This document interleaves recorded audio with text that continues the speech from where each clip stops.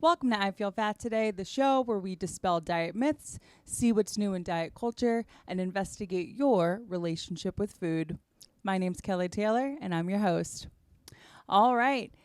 Subscribe to us on YouTube, where we have full video episodes like the one you're watching right now. Go ahead, subscribe. Helps get the word out about the show and helps us grow. Rate us on Apple Podcasts, where you can give a 5-star review. The more you do that, the more reviews we have, the more people can find us. And follow us on Instagram at I Feel Fat Today. You can also follow me, your host, at Hello, This is Kelly. You can also send us an email if you want some advice to ifeelfattoday@gmail.com. And finally, tell your friends about the show. If you're listening to this and you like it, pass it over to a friend that you think might enjoy it as well. Okay, that's my spiel. I have a quick article it's an opinion piece to read before I intro over to today's guests. And what I liked about this opinion piece was it touched on male body image, which is something that I discussed with this week's guest, because it is in this, body positive, body neutrality space. Men are sort of left out of that conversation. Also, if you're watching this on YouTube and it looks like I'm a serial killer because of how crazy, dusty, and smudged my glasses are, please know I am aware. I really need new glasses. Okay, so this opinion piece is from the Commonwealth Times, and it is titled "The Price of Perfection: The Body Image Crisis." Imagine losing 100 pounds in just 4 months. Some may say this is a miraculous change. It highlights a troubling trend in our society. With new drugs making weight loss seem effortless, we need to confront an important reality. These quick fixes are changing how we see ourselves and our worth. The rise of medications like Ozempic have sparked discussions about body image. Originally intended for medical reasons, their use for weight loss raises serious questions about our relationship with bodies. These shifts blur the line between what's necessary for health and what's purely for appearance. While these drugs can help some people, their use for cosmetic reasons reflects deeper struggles with self-acceptance. Instead of improving body image, these drugs often make individuals feel worse about themselves. This can create a cycle of unhealthy habits and a distorted view of self-worth. Relying on quick fixes makes finding healthier, lasting ways to feel good about ourselves harder. The rising use of drugs to change weight is linked to societal pressures and unrealistic beauty standards, leading many to think they must look a certain way to be accepted or successful. These pressures are especially strong for women, making some wrongfully believe that medical interventions are necessary. The constant flow of before and after photos on social media distorts self-image and can lead to body dysmorphia, fueling an unhealthy obsession with perfection. This comparison cycle makes it even harder to truly feel good about who you are. Men experience similar pressures as the ideal male body, muscular and lean, can be just as unrealistic. Many men resort to steroids and other shortcuts, complicating their body image issues. Body dysmorphia can affect anyone, and using weight loss and muscle-building drugs can worsen insecurities. Many celebrities use steroids to meet the demanding expectations of their roles. Actors like Sylvester Stallone have admitted to using human growth hormone, or HGH, during training, illustrating how the pressure to look a certain way can lead people to take shortcuts. This pursuit of the ideal body can lead to feelings of inadequacy and an obsession with appearance, even for those who seem successful. The pressure to meet unrealistic standards sends a harmful message that self-worth depends on looks. The influence of celebrities and social media figures amplifies this pressure. For example, Nikocado Avocado, known for his large mukbangs, lost 250 pounds in 2 years, raising both admiration and skepticism. While some celebrate his journey, others question whether he used Ozempic or similar drugs for such rapid results.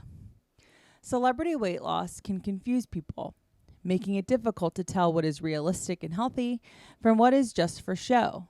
Instead of inspiring us, these transformations increase the pressure we feel, leading to dissatisfaction and creating a culture where our worth is based on our appearance. To combat body dysmorphia, we need to move away from quick fixes like Ozempic or steroids and focus on healthier, sustainable habits. These drugs may promise fast results, but they can come with serious mental and physical risks. Instead of chasing rapid weight loss or muscle gain, we should focus on balanced eating, regular exercise, and mental well-being. A key part of this shift involves creating supportive communities that can celebrate different bodies and encourage one another. Activities like group workouts or workshops can promote body positivity and remind us that everyone's journey is unique. These efforts help people feel more comfortable in their own skin and foster a healthier mindset about body image. When we prioritize health over appearance, we foster healthier relationships with our bodies. Building self-acceptance and promoting healthy lifestyles can help everyone feel more confident and authentic. Okay, so again, that was an opinion piece, and it's titled The Price of Perfection, the Body Image Crisis. And the reason why I wanted to read this on the pod to open up the episode was because, yes, it touched on, body dysmorphia and its effect on men, but it also referred to drugs like Ozempic as a quick fix, which I found to be interesting because I think that a majority of people do consider weight loss medications, weight loss surgeries, any kind of medical intervention as a, quote, quick fix. And I guess sort of if you're not really investigating what am I trying to say? I think most can perceive medical intervention for weight loss as a quick fix unless you're somebody that is using medical intervention. I don't think you would necessarily call it a quick fix. And I may even refer to it as a quick fix, conversationally. But I don't necessarily think that's the case. I think that it's a different avenue to lose weight, but it's not truly a quick fix, because if it was such a quick fix, then you wouldn't have to deal with the fallout of going down that road, right? So if you want to pursue going on Ozempic, you have to find a way to get your hands on Ozempic. And I know that there's, sort of agencies, companies out there that will do online telehealth situations where you can then pay a flat rate and get the weight loss medication of choice, delivered over to you, which for some people that's great. But I still don't necessarily see that as a quick fix. When this opinion piece talks about it not necessarily being sustainable, now that I agree with, because I'm pretty certain that anyone, at least that I know, that has gone on a weight loss medication has gained the weight back. There are people that get weight loss surgery done and keep the weight off. Not everybody, but people can do that. But from what I've seen, from what I just, anecdotally, it seems like when someone goes off of the Ozempic, they gain the weight back and then some. Some people end up being heavier than where they started. But I'm not saying that this is villainizing weight loss medications entirely, but I don't think it's necessarily a good idea to villainize or think that someone is an other if they go on a weight loss medication. Because if you're someone, let's say you are 400 pounds, and it just feels like you are past the point of being able to diet and exercise your way out of the corner that you've painted yourself into. I think a semaglutide is a really excellent avenue for you to go down to learn how to get yourself out of the corner that you've backed yourself into and now weighing 400 pounds. But because that's apparent that there is some obvious education needing to happen there. You know, do you not realize that you're eating at a level that is causing you to gain so much weight? You know, is there something mentally happening? Are we dealing with a binge eating disorder? I think that's where referring to Ozempic as a quick fix isn't necessarily fair. Now, if you're someone like me, you know, who can definitely, you know, society would look at me and say she can definitely lose 50 pounds. I think someone like me going on Ozempic isn't necessarily the best course of action, because once I go off of it, who's to say I have the tools and abilities to stay off of it and keep that weight off. So that's just something about this that I wanted to touch on. But in terms of what is happening societally across the board with more and more and more people using any sort of weight loss intervention, the most readily available one being Ozempic for men, you know, HGH. It's causing all of us to look at to kind of walk back the progress that was being made in the body acceptance space. And I came across this really fantastic TikTok a few days ago in which this girl talked about how when Ashley Graham, plus size Sports Illustrated model, was introduced to the modeling world, she was introduced obviously as a plus size woman. She may have been the first plus size woman on the Sports Illustrated swimsuit cover. And she was seen as a fat woman. And because of models like Ashley Graham, bigger models were being published and companies were working with bigger women. And so society at large got to see that women come in all shapes and sizes. And then I think recently she was in the Victoria's Secret fashion show that was put on pause for many years, I think about 4 years, and it just came back. And Ashley Graham walked in that show. And she was seen as a bigger woman. But in the space in between us as society, us first learning about Ashley Graham as a large woman to where we perceive her now as a large woman, in that space in between when we were introduced to more plus size women, plus size models, people of different abilities, ethnicities, what have you, gender identities, the list goes on. Ashley Graham wasn't necessarily seen as a larger woman, because by comparison, we could see that there are models that are of a heavier set. And I thought that that was such an interesting take, because I do recall there being a moment of being in this, you know, body acceptance space of people saying, well, Ashley Graham's not even a fat woman. But she was perceived as a fat woman when she came onto the scene. And now society does see her as a fat woman. And I really think that the inception of readily available weight loss medications causing Americans to shrink down, just talking about Americans here, it is changing the way we perceive what is fat and what isn't fat, and why we're going so much closer to the late 90s, early 2000s ideals of what thin is, and heroin chic being the ideal body type.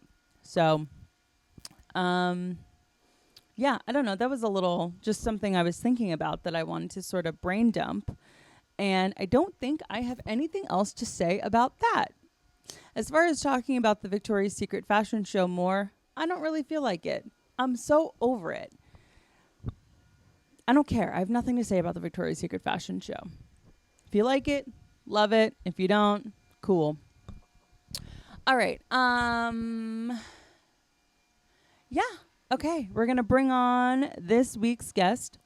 My guest for this week is a very funny comedian. I've known him for a few years now. I believe we started comedy around the same time. We had a really great conversation about sobriety, as he is over a year sober at this point, just over a year. And we talked about male body dysmorphia and just the complicated relationship that can be. It's a really great conversation. I hope you stick around to listen to it. Please welcome to the show this week, stand-up comedian Bo Ballew. All right, here we are with Bo Ballew. Hello. Everyone. Amazing. Bo, thanks for coming on. Thank you for having me. Really appreciate it. Where did you grow up? I grew up in Texas. Texas. Well, I was born in Florida. And I lived Okay. there in Orlando and Miami, but I went to like middle school and high school in Texas. Okay. So I claim Texas. Yeah, totally. Makes sense. Okay, so most of your life is Texas. Yeah. Okay. At least like the really formative teen years. Yeah. You know. Yeah. So, when you were in school, did you do sports or anything? When I was like all elementary school and up through 9th grade, I like deluded myself into thinking I was an athlete. You know. You really tried to make it work. Yeah. Yeah. I wanted to be like a professional baseball player. I really wanted to be good at sports. And I wasn't bad at sports, but I wasn't good at sports. Like I was a C team football. And I was very good for C team. But the second I played like B team reps or something, I got demolished. Yeah, 100%. Totally. Do you have any brothers, or is it just sisters? I'm a middle child. Oh, I have you an are? older sister, younger brother. Oh, okay. I'm a middle child as well. Oh, Older nice. brother, I knew I younger felt brother. a kinship. Yeah. Yeah, we're the misunderstood crop. I always give my parents shit about the middle child thing, Yeah. and they get so offended every time. They're like, we treated you the same. And I'm like, yeah, I know, but it's still, I'm in the middle, you know? Yeah, I'm stuck in the middle. Okay. So, you were always trying to be an athlete. So were you like a fat kid? Like, what was that story? I think I thought I was fatter than I was. Like I don't. Oldest time. Oh yeah, body dysmorphia and all Yeah. that. I had like a buddy in middle school, and our bit was that we called ourselves like the fat kids, so we ran like kind of owning it. Yeah. You know what I mean? And I think people weren't that into the bit, but we just were like, oh, we're like taking the power back of something that like just like body dysmorphic. Like, yeah. You know. I feel like you also have like your face shape is round. And I feel like when you have a round face, you automatically think you're fat. 100%. You know? 100%. And if most of my 20s have been spent gaining and losing 40 pounds. Like, I don't know how to like maintain weight, but whenever I like start gaining weight, it shows in my face first. Same. Yeah. And whenever I lose weight too, I know like I'm losing weight when I'm losing it in my face. Like 100%. Yeah, that's so funny. Like when you are someone that has never had a consistent weight, we are the kind of people that have lost like probably cumulatively hundreds of pounds. 100%. Yeah. It's so crazy. It's like, how many times am I going to gain and lose the same X amount of pounds? I wish like I just like could figure out like even if it's bigger or smaller, like just like to be like, all right, this is just what I weigh. This is it. You know, Totally. like I don't like I don't have to keep buying new clothes and all that shit, or like just tie Yeah. my belt as tight as possible because I don't want to buy new clothes because what if I put the weight back on, you know? I know. And then that psychologically in your closet becomes such a mess Uh-huh. of like clothes that fit, clothes that don't fit. So what were sort of some of your methods in like throughout your 20s gaining and losing that weight? Were you like conscious of it when it was happening? Yeah. The first time I was like a sophomore in college when I first like actually started doing it, and that was just straight up eating disorder, like disordered eating shit, Right. you know. Okay. Like I was prescribed Adderall and I was taking Adderall so I wouldn't eat, and I was like going to the gym, like overworking out, like because I wasn't eating that much, and I was like a vegetarian, but I wasn't yeah. to like lose weight, you know, like so Yeah. I wasn't like I was malnourished and not. I see like photos of myself that I'm like, oh my god. When you were in college, did you live on campus?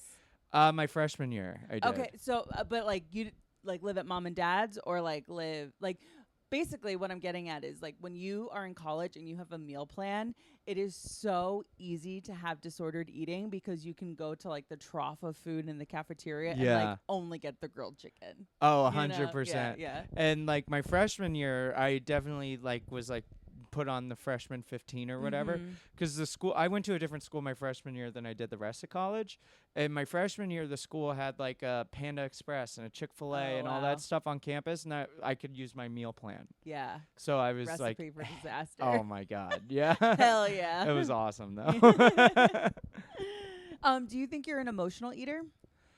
I don't know if it's necessarily tied to like an emotion. I do like, now that I don't drink, eating has been like a big like treat kind of thing. Like it's definitely my vice now. Yeah, for sure. And I think I don't know, maybe that like goes back to like feeling like I've earned it or something. Totally. But I don't know if it's like necessarily like, oh, I'm having a bad day, I want to eat, or I'm having a particularly good day, I want to eat, you know. Totally. Okay. So, rewind a little bit. When you were in college, the first time you wanted to lose weight, straight up disordered eating, which like, especially in a man, that's not identified. No one talks about it. That is not identified. I used to have a bit about it. It was I was far too early in comedy to try and tackle a bit about having an eating disorder.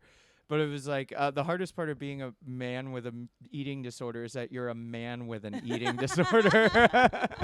Like no one talks about. No one. But like you're still a person with a body, and that is inherently uncomfortable. So like for some reason, it's always just been this thing that affects women. And even when I talk about it on the podcast, I tend to say like, as a woman, as women, it's like. And men too. Like, lest we forget about the men that hate their bodies. I mean, I feel like with women, it's probably more like systemically ingrained in the system. Yeah. So that's like a huge difference, I think.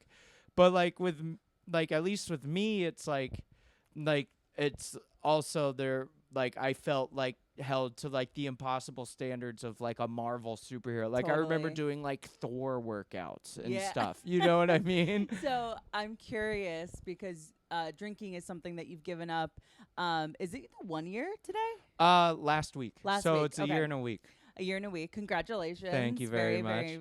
Very admirable. But I'm curious, when you were in this like disordered eating, like, you know, just doing these crazy workouts, not eating, being vegetarian just for the diet of it all.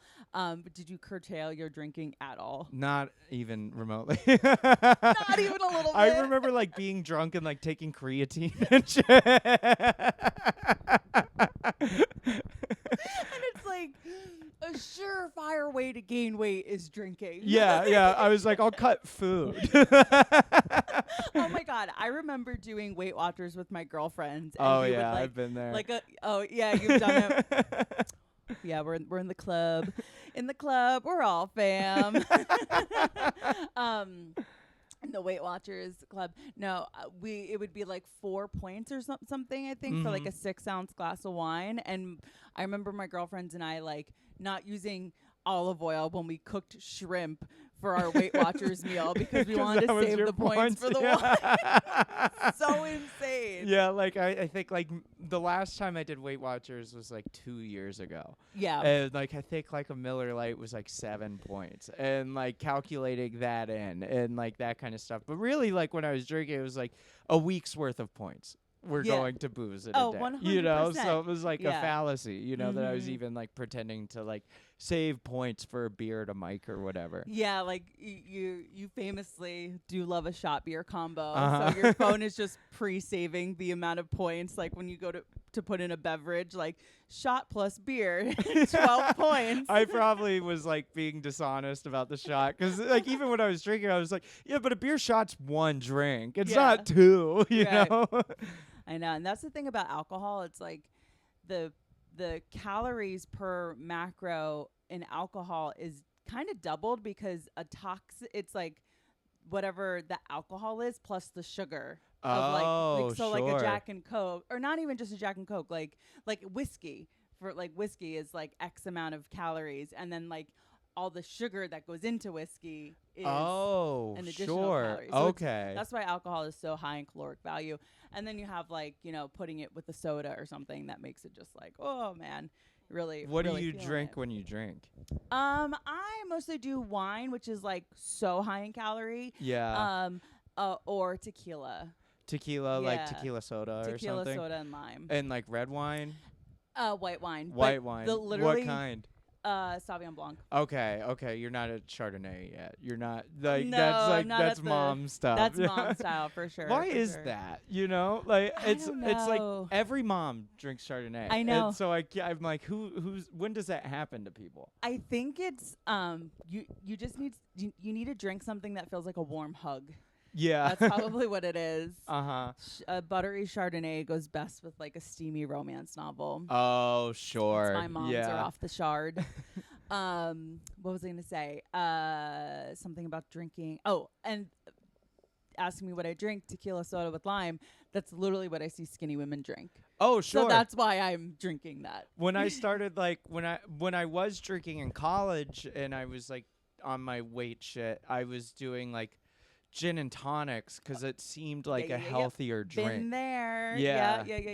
Yeah. Gin and tonics, and then like more recent times I was trying to lose weight and drinking like vodka sodas or like tequila sodas or something. Yeah, totally. Because that you don't feel guilty about. Like whiskey, mentally, automatically think that's higher in caloric value. Don't know if that's at all true, but mentally I think whiskey just is more calories than tequila.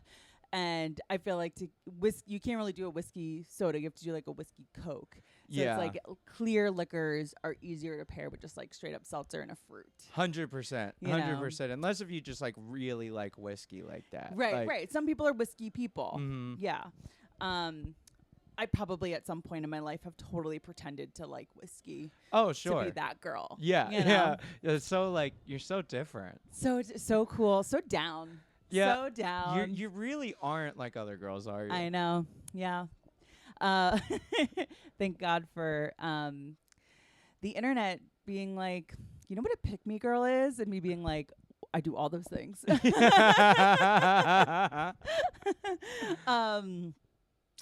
Yes. So what's so funny about you no longer drinking is I feel like we're kind of on a journey of cutting back drinking before completely cutting it off. Oh, yeah, for years, yeah. And I remember this was a few months before you totally were like, okay, I'm no longer drinking.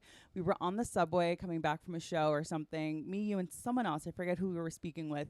But we were talking about drinking. And you were like, yeah, I'm trying to cut back on drinking. I told myself, no more beer shot combos. When you were cutting out the beer shot combo, that was the step before you fully just stopped drinking. Yeah. Oh yeah. I think beer shot combos are truly the reason I had to stop drinking. I think you just you're a man that loves a deal. Yeah, like 100%. So it was like I for like at least a year I was like I can't do a shot every time I drink a beer. And kind of insane. Yeah, that's crazy. That's insane. If you have 6 beers, that's 12 drinks. Yep. It's crazy. That's so much alcohol. And I spent so much time being like, all right, no more beer shots. And then when you're out, it was like, well, it's $1. You know, Yeah, that's yeah, such a good deal. I know it is. Living in New York City, it's hard to pass up a deal anyways. 100%. I mean, living anywhere, because everywhere is expensive. But Yeah. like, we've lived in the city a while. Like, it is hard to pass up a deal. Like, and so I totally get the beer shot combo. But it, most people do it to like start their night, or like when they're kind of twisted at the end of the night, Yeah. like kind of like going a little bit hard towards the end before they go home. It was just, but for every drink. Oh yeah, I'd beer shot combo. Like I remember being on like dates with girls, and we'd be at like a dive bar or something, and like beer shot combos would come up, and she'd be like, I love beer shot combos. I'd be like, that's so hot. And then she'd be like, my wife. yeah, honestly. She'd be like, yeah, I usually do like one like halfway through the night with my friends. I was like, what?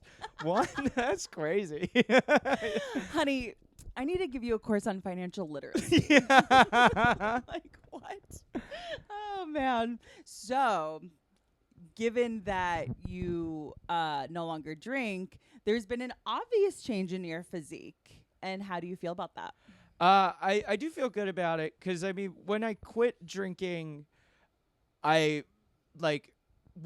quit drinking because I needed to, but also it was like a health thing. Like I was having like issues where my body was just like, I can't keep doing this, essentially. Like you would wake up in pain kind of thing, or you went to the doctor and they were like chill? Went to the doc, like gout, cholesterol, all that kind of stuff. Old man problems. Yeah, like in my 20s. And it was like, Yeah. I can't keep going like this. I don't like when I think back on it, I'm like, all that, I was like, I don't know how long I would have lived. Like, I'm not saying I'd be dead now, but I think like if I kept going, it would have taken years off my life.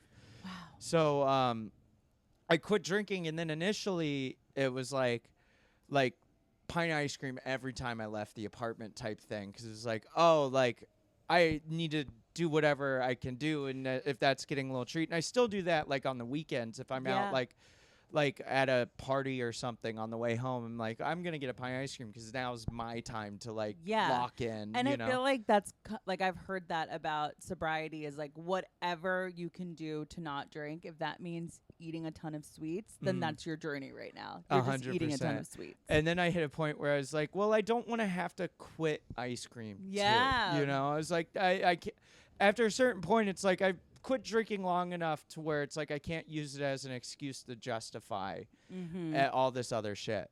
So I was like, and like with like all the like body dysmorphia and stuff, I was like, now would be a good time to get in good shape. I might as well.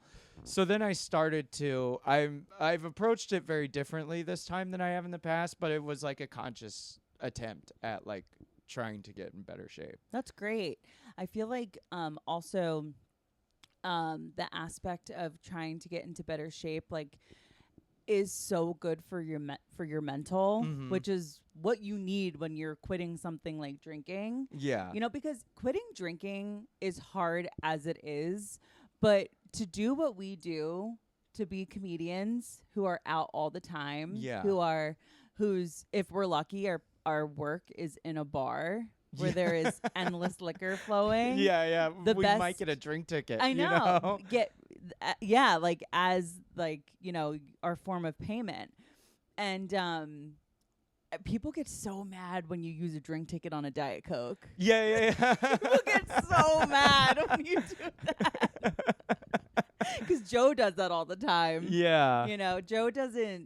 Joe will drink like once a year, twice a year, depending, wow. Because he just was like, he's a weed guy. That's his thing. His relationship with booze is mine with weed. Yeah, for sure. Yeah. For sure. Yeah. And probably the other way around too. But so he will use his drink ticket on a soda, and people will be like, I would have bought you the soda. Like, yeah. Again, going back to the deal thing. Right. A deal. Yeah. So it's working out regularly. It's exactly what your brain needs to like get the feel good hormones. Right. That the feel good chemicals that the alcohol was providing. on a dopamine level. You know, it's like alcohol was giving you dopamine. The deal with the beer shot combo was giving you dopamine. So, so how did you curtail the eating a pint of ice cream in like the first year of not drinking? For a while, I was like freezing bananas, and then if I like the voices were really like, let's like tonight dough, you know, it's there. I'd like blend up bananas and be like, and like frozen bananas and put like peanut butter in it, and it's very good. There's I read something online where it's like there's something in bananas that scientifically makes it very creamy if they're frozen and blended up. So it like actually tasted like ice cream, but then I was just like eating like 4 bananas a day. Like this like sucks in a different way. You know? Like all that fiber and shit. I did hear that bananas are like nature's Adderall. Oh yeah. Like they are the best fruit. Yeah, I they think. are. I love bananas. Yeah, me too. So I was doing that for a while, and then it just like I just started feeling less of a need to do it every time. That is intuitive eating. That's all it is. It's giving in to what you want to eat, not give in, but like satisfying that craving. Yeah. And then once you satisfy it, it like goes down. Your want and desire to do that goes down over time. Yeah. And then one day you'll be sitting around like, oh, I really want those creamy bananas. And and I can do it. Like the 'cause my like philosophy on like dieting and stuff now is I don't put it like a lot of, I do like I call it like common sense, where it's just like I don't count calories. I don't do that. It's just like, you know, if something's like healthy, and I'm also like, I don't need to be the healthiest person in the world. Yeah, you know, totally. Like I don't need to only eat chicken breast. I can have chicken or whatever the fuck, you know. I just don't need to like. Where in the past I was holding myself to like that standard. Right. But I on the weekdays I try and operate on that standard, where it's like just like do your best. Right. And then on the weekends it's the Wild West. It's like anything goes. Like, you know, no holds barred. So there's also like that knowledge of being like, oh, I like on the weekend then I'm gonna like then we're gonna cream for sure. You know? I love a weekend creaming. Okay, so when was the concept of dieting introduced to you? Like, was your first like tackle or tango with dieting when you were in college, or did you grow up in a house where like mom was dieting a bunch? Like, what did that look like? My parents, Atkins, South Beach, like Weight Watchers. Like I'd known about like the concept of like a diet for years. Yeah, for the majority of your life. Yeah, and like as long as I can remember, and like the idea of like being like unhappy with your body, you know. Not that like with me, my parents weren't like, you need to lose weight kind of thing, you know, but just like hearing the way like they talked about their bodies and stuff. It was this idea. Like I remember one time I was on, can I say I was on mushrooms with somebody? Yeah, I was on mushrooms with a friend, and we were both on mushrooms, and I said something to the effect, I was like, hey man, you know how everyone hates their bodies? And he was like, what? He was like, what are you talking about? Well, thank God you were with that friend, because I would have been like, yeah, of course, go on. And that was truly the first time I was like, not everyone just hates their body, you know? Yeah. So it was like that idea had just like, even though it wasn't directed at me, just very normalized. Yeah. Like from very early. Yeah, totally. Yeah. It's so annoying to be a parent. Not that I would know. But it is so annoying to be a parent, because you just existing, living your life is molding your kids into thinking, I need to hate myself. Right. you know, and your mom just like, you know, wants to fit into a size 4 dress for a wedding she has coming up. Yeah, 100%. It's like just by inherently existing, you're going to fuck someone else up. Yeah, you know, it's crazy. How frustrating. Yeah, it sucks. But it's good that they weren't like, you know, you got to change, Bo, you know, you're looking a little chunky, you know, that kind of thing. Yeah. That's a rough road. So the first time that you did, I almost said Ozempic, but the first time that you did Weight Watchers, was that 2 years ago, or had you had stats with that in the past? Did it for the first time, like probably a year after I moved here to New York.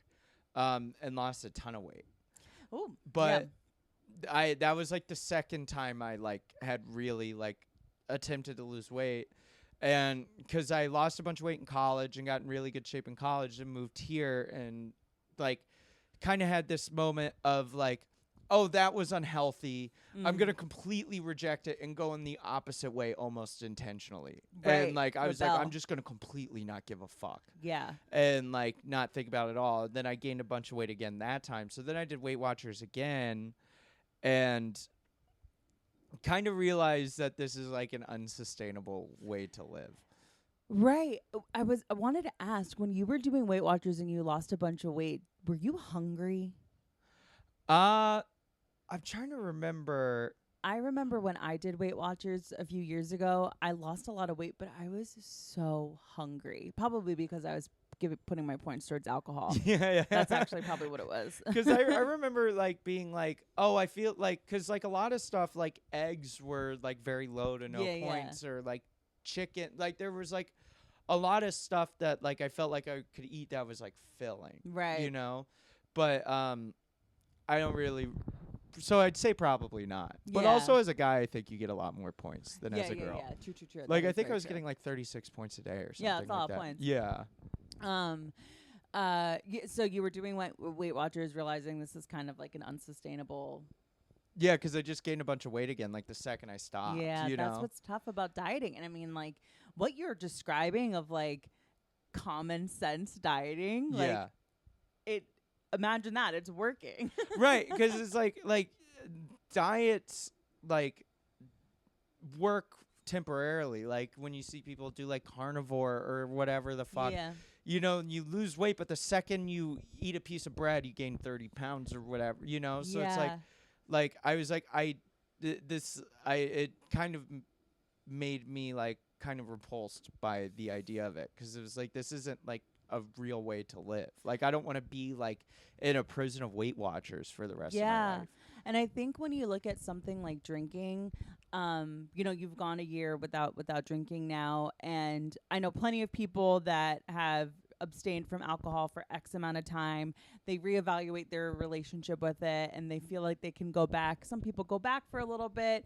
Some people stay off of it for forever. I don't know what camp you're in. Have you decided that you're done for life, or what might you dabble? I think what would happen if I started drinking again, I'd go out and I'd have like 2 drinks. I'd be like, see, look, I did it. And then it would just slowly snowball back into what I was doing before. So you know yourself, and that's probably what would happen. That's my hypothesis. I don't want to test it, but my theory is that, like, I don't think it would be, like, overnight, but I think over time I'd fall right back into it. So that's great that you have that self-awareness. So when we talk about not drinking alcohol, for you, it's like a life thing. Yeah. So that probably is part of why you go into health and fitness and dieting and fitness with this mindset, because you already have something in your life that is going to be a lifelong thing. It's going to be a lifelong thing that I'm no longer drinking. So to look at something like dieting and know I can't be in this Weight Watchers thing for the rest of my life. This doesn't make any sense. I feel like that's maybe why you have a good idea of how to have your diet be this thing I can do as a lifestyle. Yeah, and everything I'm saying is like me at my most logical talking about it, because like the like emotional, more like animal brain parts of myself that aren't that way at all. Right. Like it's like a constant battle between like the logic and me like really trying to like accept this and be okay with it, because I'm like very like all or nothing when it comes to things like drinking or eating, or it's like, so like eating's like a grand experiment, and not like, because in previous times where I've lost weight and stuff, like going vegetarian and like starving myself and like that kind of stuff, it was like I went so far in that direction that I eventually burned out of it. And like, so it's like, it's like I'm able to like say these things, and like so far I've been able to like act on it rationally and like do this like common sense thing and stuff, but I have to like constantly keep myself in check and be like, I'm not like, oh, I didn't go to the gym today, that's fine. And like have a real like dialogue with myself. Right, because you do have that obsessive addictive Mm-hmm. part of you. So going off of that, have you dealt with mental health struggles like OCD or anything like that? Yeah, I think a little OCD. I've never been diagnosed, but I talked to my therapist about how I think I'm OCD a lot. And like anxiety, depression, typical comedian type of like mental health shit, you know? Right. Yeah, your therapist is like, oh, I know. Yeah, 100%. That's great. You're in therapy. Yeah, in therapy currently? Yeah. Oh my gosh. I think that this idea that like only men can vilify and weaponize therapy, it's like, yeah, sure, maybe that happens, but men still go to therapy. Yeah.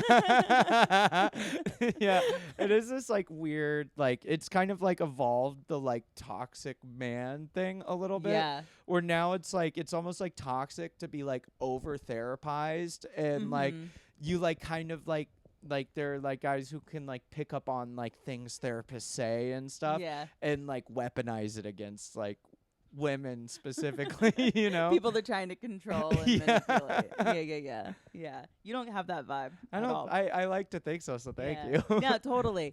But I mean, the reason why I asked is just because in the way that you're talking about being all or nothing and like going so far as to be vegetarian to lose weight, like that sounds kind of OCD obsessive. You know? Yeah, I can get very obsessive over this stuff, particularly as it relates to like body image. Yeah. Shit.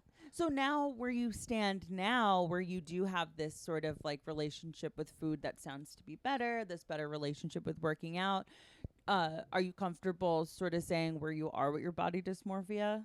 It's better for sure. I definitely still like have to keep it in check all the time because it's like even today, like I was like, oh, I have like stuff in the morning and I'm doing this podcast. I need to wake up earlier to go to the gym. Yeah. Whereas like rationally, it's like, or you could just like take a day off. Yeah, but if you like, need to sleep. Yeah, but I didn't let myself do that today. You know what I mean? So it's like, it's better, but I have to like, and I do give myself more grace in that department that I used to. But even like days like today, I didn't, you know? But like, I am approaching this differently than I have in the past where it's like, I don't stand on the scale. I don't like do that kind of thing. I don't like get obsessed with like a number where it's like, oh, if I lost like 30 pounds initially, but I put on 5 on vacation or something, I don't like freak out about it. I'm just like, just trust yourself to like you'll get back in the swing of things now that you're back or whatever. Great. That's awesome. That's like, again, most logical, most healed self saying this. Yeah. The like best version of myself, you know? Yeah. But that's good. And like, that's good to reiterate to anyone who would be listening because God, the amount of times I've tortured myself over like going on vacation and like coming back having gained weight. Like I still have a scale in the house just because I don't know, I have a scale in the house. Yeah, but same. like, you know, it's like it's definitely not something I'm obsessing over. And it literally has only ever ruined my day. Oh, 100%. It's never been good. 100%. Like and then like I don't think my family will listen to this, so it's fine, but it's like at like Christmas, like my dad will stand on the scale on Christmas morning. Come on. And I'm like, why are we doing this now? And then like there'll be like talk in my family of like, we'll like eat healthier on Christmas this year or whatever. It's like, or just like start on New Year's, the fucking holiday. You know what I mean? It's like, why do we have to ruin Christmas? Yeah. By eating healthy on Christmas. Yeah. Like, why can't Christmas be the day where we use real butter and we're enjoying what we want and just being grateful for the fact that we're with our family? Yeah. You know, why you can do that after the holidays. Right. You know? Like, it's like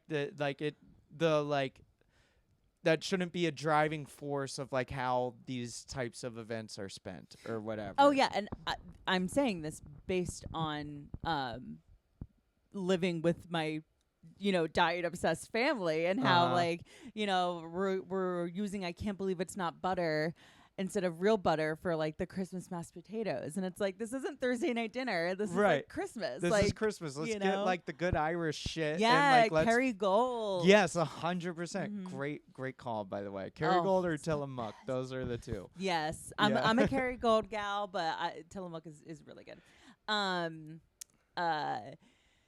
What else was I going to say about that?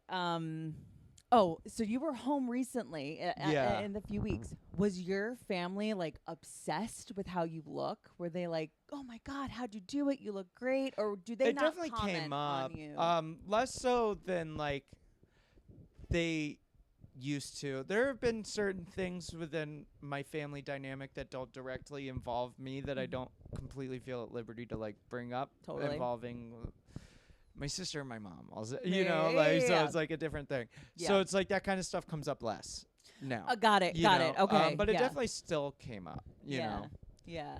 But it is like I used to like because this also isn't the first time I've seen my family since I've lost weight. You know. So like the last time I went and saw my family, like I think I was texting my brother like over under on how long it takes my mom to say something. You know. You like build a bingo board of like common things that are said when you're home, and like commenting on how much weight you've lost is definitely on that bingo board. Yeah. Yeah. And how do you feel about that? Are you like, "Oh, great, thanks"? Or are you like, "Oh, stop commenting about my body"? Like, how do you feel about that? I feel like me personally, I'm in like a place where I'm better able to like take compliments or just not like indulge the part of myself that wants to like reject like a compliment. Like when I was a kid, I remember like cooking dinner for my family, and my family would like compliment it, and I'd get like mad at them. I'd be like, I just followed directions. I didn't do anything. Yeah. You know, so I had that like comedian. Yeah. Can't take a compliment. So I have that like thing in me, and now if like someone's like commenting on like my weight loss or whatever, even if I'm like not in the mood to like take a compliment, I can at least be like, oh, well, thank you for saying that. Yeah. And like kind of like move on from Right. it, you know? Right. Because part of accepting a compliment, even if it's of the variety that like we don't particularly like, because there is like this new effort, don't comment on people's bodies, that has not hit boomers yet. No. Hasn't hit a lot of society, but there is this whole thing in receiving a compliment of any kind of like rejecting it is rude, and so Yeah. it's like towing that line. And, Yeah. you know. Okay, so switching gears a little bit, I'm curious because I feel like you probably have some good experiences with this. What was the drunk eating like? Oh, I mean, this is kind of like an interesting thing because there were like times where it was just like I was like a goat, you know, like Just eating from a trough? eating anything. Like, I'll eat anything and eat so much. And then there were times where it was like, oh, I'm drunk and consumed my calories this way. Let's try and like be healthier when I'm like drunk eating, you know? And like trying to trick myself into like that I'm being healthy, like eating whatever, you know? Yeah. Okay, interesting. The reason why I asked is because anytime I had been like on a strict diet where when I'm, during the day, obviously sober, not drinking, I'm so good, quote unquote, good about this diet, meaning I'm not eating enough. And then I go and you get drunk, and you get drunk even faster because you haven't eaten all day. Yeah. And then I would wake up with like a empty box of pizza in my bed. Yeah. And I'm like, that's when I was first like, what's binge eating again? Like, you know, like this is my drunk self just like being like, bitch, move over. Yeah. Like I'm hungry. Yeah. And I realized that, if you eat a proper meal before having a few drinks, you don't do that as much. Yeah. The drunk eating can get kind of out of control. Oh, sorry, did he? No, I've kicked my foot down on the dog. Okay. What other questions were I gonna have for you about drunk eating? I can't. I lost it. I was a big bodega sandwich guy, though. I still am, but like that was like my favorite like easy drunk thing. Like over like pizza or something, it was like go and get like chopped cheeses or whatever. Yeah, it's still like the best. Whenever I have someone come to New York for like the first time, one of the first things I do is take them to go get a chopped cheese. I mean, it's a staple. Yeah. You have to. Yeah. Then again, that's like one of those things about like vacation eating. Like for that person, it's like you're not eating a chopped cheese every day. But when you're in New York, you better get a chopped cheese. Oh, 100%. I had like some friends that came to New York, and I showed them chopped cheese, and we had a chopped cheese every day they were in town. It like blew their fucking minds.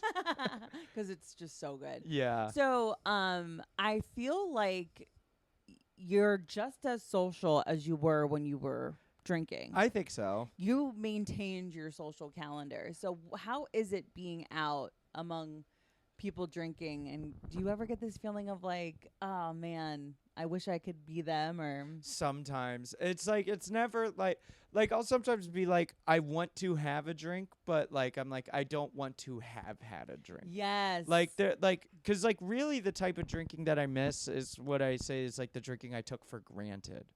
So like a good glass of wine with like dinner, or like a good cocktail, or like something like that, where I was just like binge drinking cheap beer and whiskey at bars, where it's like towards the end of my drinking, I was like starting to like really appreciate like natural wines or like martinis, where martinis are kind of a fucked up drink. They are. Honestly. It's literally rubbing alcohol. It's crazy. It's so nuts. But it comes in a fancy glass. So people are like, it's okay. Yeah, You know, it's just binge with drinking in a juice. nice glass. But there are times where I'm like, oh, I want that, but I don't want to have had it. But so like when I'm out like drinking at a bar or at like a party or something, it's not like, oh man, what I would do for like a White Claw right now. You know, that sounds so good. Right. But my social battery, while I still think I am very social, it's like it's definitely lower. Like the full charge isn't as like I leave parties earlier now and like all that kind of stuff, where I was like always towards the end. Like I might show up like something for like maybe an hour and be like, I did it. You know? Yeah. Also, there is that whole thing. Anytime I've been at a bar, at any kind of hang, and I'm not having a drink, I'm just like there for the vibes, and I'm talking to people that are drunk. I'm like, oh, this is me sometimes. Yeah, like when sure. I'm talking to somebody who's just having a nice conversation, but they're just like talking very closely to my face and like not realizing, or like slurring, you know, and then you know I'll mention that to one of my friends about just like that's the part of it's like looking in a mirror. Yeah. And they're like, you don't really get like that. And I'm like, but I know that I can. Like, yeah, 100%. 100%. It's like, man. And like the thing I think one of the things I was afraid to stop drinking about was like the ritual of like getting a drink, or like having something in my hands, or even just like going to the bar is like something to do if I feel a little like socially awkward or something. Yeah. But they're like at least in New York, everywhere is non-alcoholic beers and stuff. Yeah. So I still can like go like talk to a bartender and like order a drink and like sit at a bar and like all that kind of stuff. Yeah. It's still fun to spend money. Yeah, 100%. I love participating in capitalism. I'm just participating in the economy. That's why they give us unemployment checks, baby. Like a goddamn American. Oh my gosh. Okay. Yeah. What other questions do I have for you? What's dating been like? It's been fine. This dog is so funny. What's going on? You gotta relax. Okay, chill. Lay down. He does this thing where he like won't sit. He'll just go back and forth like that. It's like he's trying to like sit like we are. He's like, give me a mic. Give me a mic. I bet this dog would have some shit to say too. It's just like the most racist thing you've ever heard. Sorry, dating. It's fine. You know, I think like I thought there would be like less dating when I quit drinking. I think like part of what I was telling myself is like drinking's how I like meet people to date and stuff, which wasn't true at all. You know? So it like all my experiences of like dates I've gone on have been like pleasant at least. But like I remember like in the couple months before I quit drinking, I'd be like about to go on a date with a girl and be like I know I'm going to drink more than this person, but I want to keep pace with this person. So I'd go get like a beer shot or like 2 beer shots even before the date. Yeah. So I like still drank as much as I wanted to. 4 drinks before a date. Very casual. Yeah. What if I told you none of those worked out? If I had $1 for every.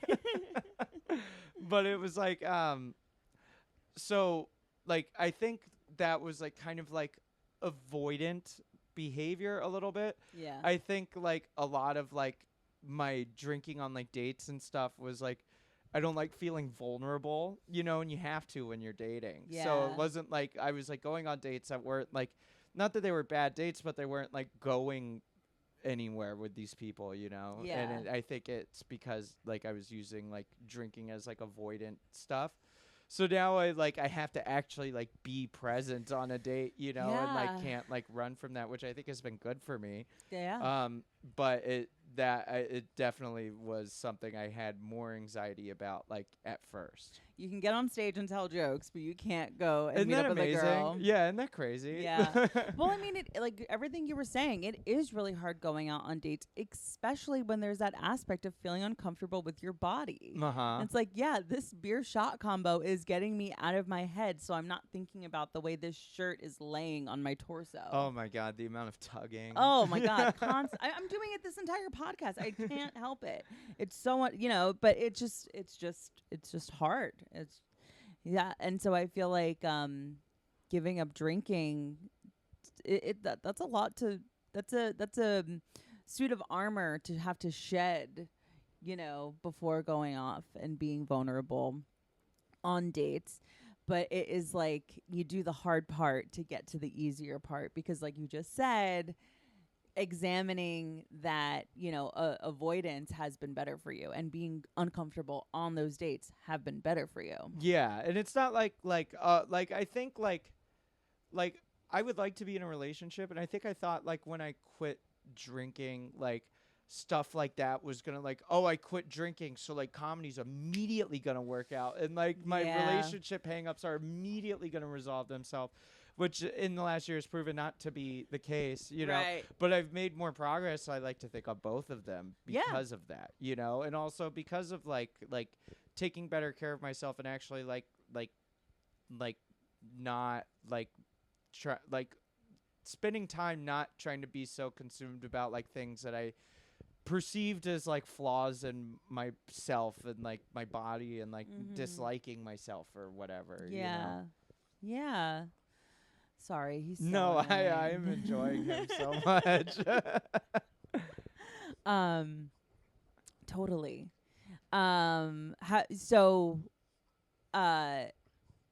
When you are have there been aspects of you, I hate this term, but healing journey. Have there been aspects of this healing journey which really, kind of it sounds like what you're on. I mean, to change not drinking, to be in therapy, have there been aspects of yourself that you are like, oh, I didn't realize that was something I was doing? Like were you cognizant of the fact that you were drinking before going out on dates as like I'm nervous, did you have clarity after not drinking of like why you were doing those things? Yeah, I can't, it happened like pretty quickly, I think, but I remember like being in therapy while I was drinking and like being like, well, I don't think I have a drinking problem because I'm not running from anything when I drink. I just like drinking. Right. And then after I quit drinking, I was like, oh, I'm running from everything. I was running from so much I had no idea. It's like driving through the state of Kansas or something, it's like it's just there's so nothing, you can barely tell you're moving, Right. where it was like I didn't know that I was like running from like literally all this stuff. Yeah. It's like a frog in a pot of boiling water. You didn't realize 100% that it was happening. Damn. I mean, even just what you were saying about like going out on dates and like keeping pace. Anybody that has a okay relationship with alcohol doesn't factor in a keeping pace 100% nature. 100%. Yeah. It's or like thinking about what I look like when I'm drinking, or like, if other people are cognizant of the amount that I'm drinking, like that's not something that goes through. Yeah, they're not thinking about that at all. Yeah. And but I have to say, this is what I meant to say before when you were talking about like taking aspects of drinking for granted, like having that nice glass of wine or having a fancy cocktail, because then it always will go to a 10. so many people that think they have a normal relationship with alcohol do let it go to a 10 after having like a martini with dinner. Yeah. Because drinking is just so normalized in our society. I mean, there aren't commercials for cigarettes, but there's commercials for alcohol. Yeah, and they make it look like sexy So and sexy. fun Mm-hmm. and like I think like I like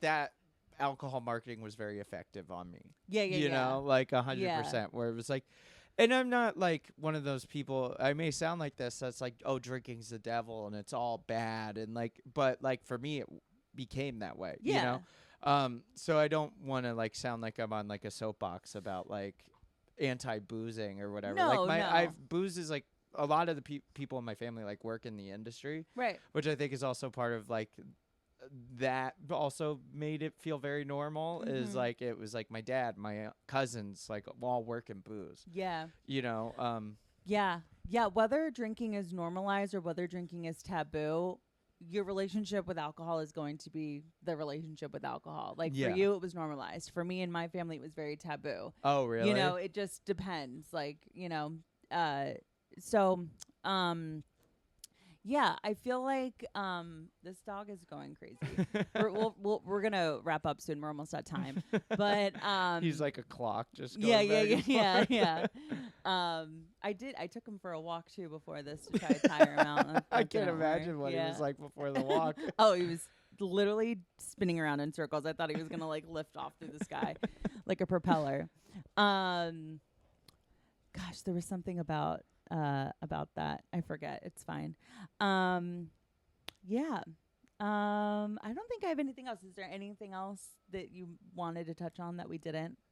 I don't think so. Yeah. I feel like we covered it all. Yeah. Oh, just about what you're saying, that you don't want to sound anti-booze. This is a conversation about like your relationship with your body and your relationship with food, and alcohol is in that. And so it's totally fine that your perspective is one of just like, alcohol isn't for me anymore and my life is significantly better without it.